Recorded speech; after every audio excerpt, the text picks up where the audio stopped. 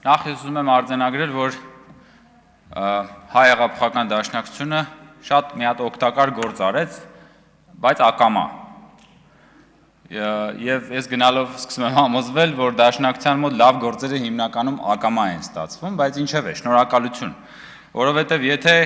Հակոբ Մովսեսի հետ հայտնի հարցազրույցը մինչև այս քննարկումը նայել էր X թվով մարդ, ապա այս քննարկումը վստահաբար կդառնա մեր այս գումարման խորհրդարանի ամենահետաքրքիր քննարկումներից մեկը, որը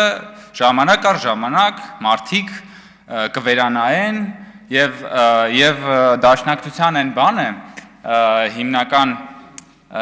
կարմիր թելով անցնող գաղափարը, որ այ հիմա մենք դաշնակցության դեմ ենք պայքարում, անդադ հնչում են այդ դաշնակցությունը փակելու մասին նախքին պատմությունը ժողովուրդ, մենք ձեզ չենք փակելու, չերազեք, մենք ձեզ բացելու ենք, և մենք ձեզ բացել ենք, ու ձեր պրոբլեմը հենց դա է, ձեր պրոբլեմը հենց այն է, որ այդ միտքը բաց հնչել է, Հակոբ Մովսեսը ինչ ասել, միտքը ասել, և դաշնակցության գաղափարական ինկվիզիցիան ծայր է առել մի նոր թափով, ու դաշնակցությունը հիմա եկել է Հայաստան դաշինքը և խոսում է սահմանադրությունից, փրկում է, ուզում է սահմանադրական կարգը փրկի, բայց ես ախր զգում եմ, որ ինչ-որ կեղծ, երեսպաշտ բան կա այս քննարկումների մեջ, և ես գտա այդ երեսպաշտության ամենավառ ապացույցը, որ հիմա ձեզ ցույց կտամ և կհիշեցնեմ, հարգելի գործընկերներ, դուք ինչ եք ասում եք, որ ՀՌՀ անդամ Հակոբ Հակոբյանը պիտի լինի քաղաքականապես զուսպ և նա խախտել է քաղաքական զսպվածությունը։ Ասել է թե, որ դուք ասում եք հստակ, որ ՀՌՀ անդամը պետք է լինի քաղաքականապես զուսպ։ Շատ լավ։ Բա եթե այդպես էր, Հայաստան խմբակցությունը ոնց էր առաջադրում ՀՌՀ անդամի պաշտոնին Ռուբիկ Հակոբյանի թեկնածությունը որոշ ժամանակ առաջ։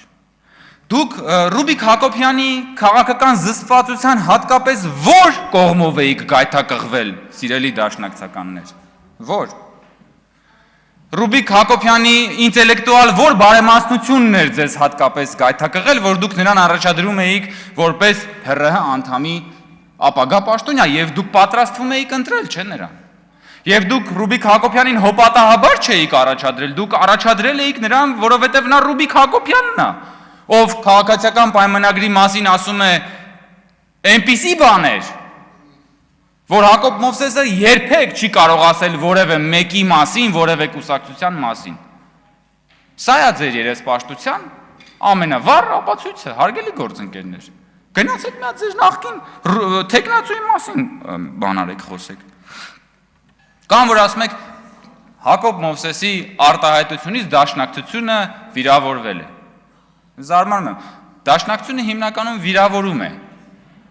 ընդ որում ոչ միայն գաղափարապես։ Կամ եթե դուք քաղաքական կուսակցություն եք և մասնակցում եք երկրի քաղաքական հասարակական կյանքին, ձեզ համարում եք որպես 100-ամյա կուսակցություն, ձեր վերաբերյալ տրված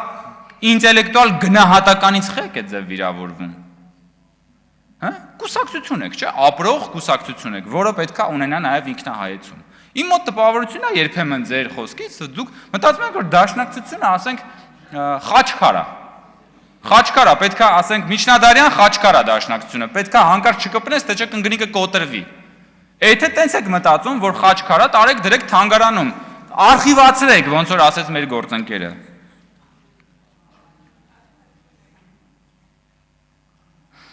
Պարոն Ռուստամյանը խոսեց մահ կամ ազատության մասին, ես մի քանի անգամ առիթ ունեցել եմ այս կարգախոսի մասին խոսել և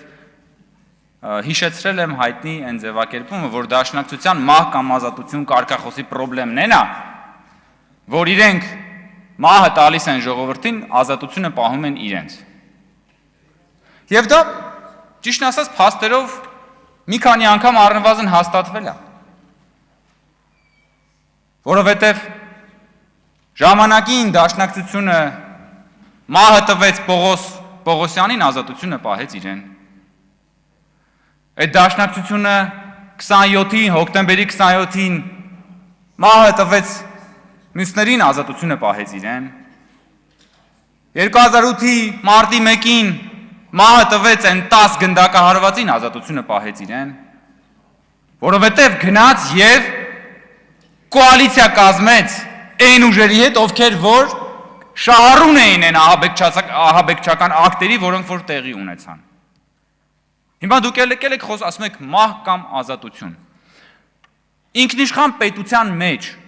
մահ կամ ազատության ձգտումը ինչին է միտված, կարող եք մի հատ բացատրել։ Կամ որ դուք անընդհատ ձգտում եք ազատագրվել։ Երբ որ դու չունես պետություն եւ ուզում ես ազատագրվել դեսպոտիզմից, դա ինչ որտեղ հասկանալի է։ Երբ որ դու ունես ինքնիշխան պետություն, դու ինչից ես ուզում ազատագրվել։ Եվ մի հատ էլ մահ կամ ազատությունը շարունակում ես համարել քո կարգախոսը։ Ինչից։ Ոնց որ թե ձեր մոտ ազատագրական պայքարը հիմնականում հաջողվում է ողջախոհությունից։ Ոնց որ թե դուք հիմնականում ռացիոնալությունից եք ազատագրվել միջև այս պահը։ Եվ ամեն կերպ մենք ձեզ ուզում ենք նորից վերադարձնել ռացիոնալության գիրկը եւ պարոն Մովսեսի ասած այդ քաղաքական ադապտացիան ինձ թվում է դրա մասին է։ Դա նրա մասին չի, որ դուք կրավորաբար բան արվեք, ուծացվեք կոնյունկտուրաներին, դա նրա մասին է, որ դուք 21-րդ դարում լինեք 21-րդ դարի քաղաքական ուժ։ Հիմա դաշնակցությունը ինչ է, դաշնակցությունը հիմա ոնց որ գիտեք ինչ է, Pentium 1 է, ու հիմա ինքը ուզում է Pentium 1-ը տանի iPhone 17-ի վրա բան անի, այդ soft-ը ինստալ անի։ Չի աշխատելու ժողովուրդ ջան։ Ու հերիք չէ, ու ուզում է տա ժողովրդին, որ ժողովուրդն էլ օգտագործի այդ Pentium 1-ը iPhone-ի վրա, որ ասում է վերցրեք օգտագործեք ժողովուրդն, բնականաբար ոնց վերցնի այդ Pentium 1-ը օգտագործի։ Հələ դուք մնացեք Pentium 1 հասկացանք։ Բայց ժողովրդին կլի չպարտադրեք դա։ Տիկին Կյուրեղյանը էլի մեզ մեղադրում էր բանի մեջ։ Ասում էր, որ խոսում էր տգիտությունից։ Եվ նաև խոսում էր թվաբանությունից եւ ուզում էր ապացուցել, որ վարչապետը ինչ որ թվեր է սխալ ասել։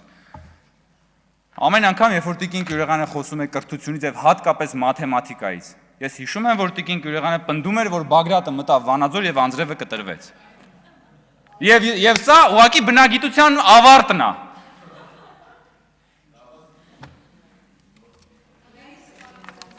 Թվերը, հա, թվերը իհարկե, համաձայն եմ։ Որ թվերից, Տիկին Կյուրեղյան, դուք որ խոսում եք այստեղ պարգևավճարներից, հիմա շատ լավ, որքանով է բարոյապես ճիշտ, որ ինքներդ ստացել եք այդ պարգևավճարը, ընդ որում դա պարգևավճար չի, դա հավելավճար է, ինքներդ ստացել եք այդ հավելավճարը, բայց գալիս եք այս ամբյոնի մոտից, քննադատում եք այդ հավելավճարը, հասկանում եք, սրա մասին է խոսքը, ինչի չեք հրաժարվել դրանից, ինչի չեք հրաժարվել, ինչու չեք հետ վերադարձնել պետական բյուջե այն հավելավճարը, որը որ դուք ստացել եք և քննադատում եք մեզ դրա համար և բոլորին դրա համար, ինչի եք տարել, սիրուն, ծախսել, ամեն ինչը արել, հիմա գալիս եք և երեսպաշտորեն, փորձում եք, հանրությանը ներկայացնել, թե դուք բան եք, այսպես բանով ժուժկալ կյանքով ապրող ընդդիմադիրներ եք, որ բան չեք արել, այդ հավելավճարը չեք ստացել եք։ Եվ անարդարությունն նրա մեջ է, որ դուք դա ստացել եք, ձեզանից առնվազն մի մասը պարազիտանալով, որ չեք էլ աշխատել դրա համար։ Կամ որ ասենք այդ պարգևավճարից եք խոսում, էլի, ժողովուրդ ջան։ Եվ ասում եք, որ պետական բյուջեի փողերը։ Լավ, բայց ձեր շեֆին Ռոբերտ Քոչյանին խի չեք ասում, այդ որ դատախազությունը քեզանից պահանջում է $200 միլիոն ապօրինի գույք։ Հələ մեկ վերցրեք այդ պարգևավճարները եւ մի հատ դրա կողքը դրեք Ռոբերտ Քոչյանի $200 միլիոն, Տիկին Կյուրեղյան։ Դա ձեզ ոչ մի բան չի ասում։ Դա ձեզ չի մղում հայրենասիրական պորտկումների։ Ձեր հոգու լարերը չեն բանանում, դողդղում Ռոբերտ Քոչյանի $200 միլիոնից, թե կարող է պատահի, որ ամեն դեպքում այդ տորթից դուք էլ ձեր մասնիկներն ունեք, դրա համար դրա մասին չեք խոսում։